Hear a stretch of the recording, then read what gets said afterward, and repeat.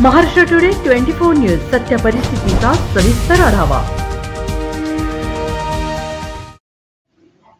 भोकरदन तालुक्यात हुकुमशाही, कल्याण काळे यांचा आरोप।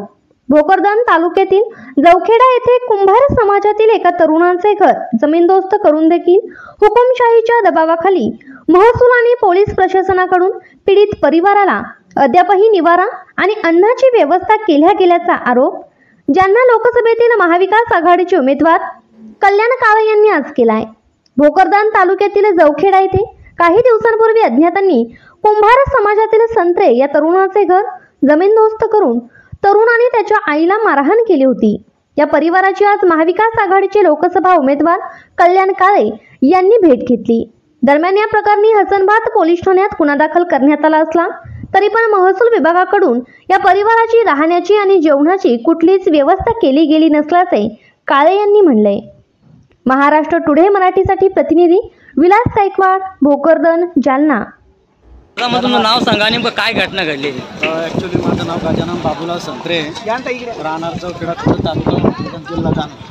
या ठिकाणी आमचं घर 753 महामार्गामध्ये जात होतं। ऑलरेडी मी 1100 स्क्वेअर फूट जागा जी PWD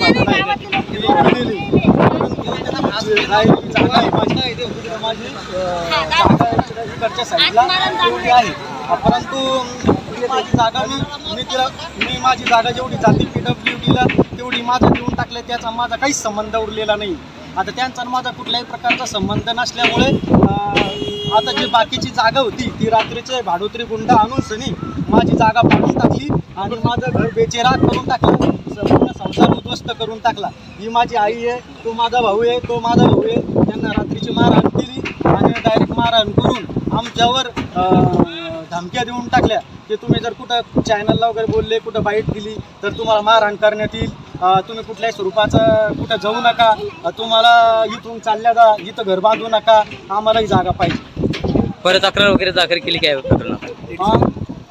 तक्रार वगैरे दाखल केली हो, मी हसनाबाद पोलीस स्टेशन आहे त्या ठिकाणी मी तक्रार वगैरे अर्ज दाखल केलेला आहे। त्या तक्रार अर्जामध्ये मी सांगितल्याप्रमाणे माझा भाऊ त्यांना सांगितलं को आरोपींची नावे, परंतु ते अद्याप FIR फाटला, परंतु त्यांनी त्या लोकांची नावे दाखल नाही केलेली। माझा भाऊ आहे, त्याला तुम्ही सविस्तर विचारू शकता, तो घटनास्थळी होता। आजच महाराष्ट्र टुडे 24 न्यूजला सबस्क्राईब करा आणि सत्य परिस्थितीचा सविस्तर आढावा पहा।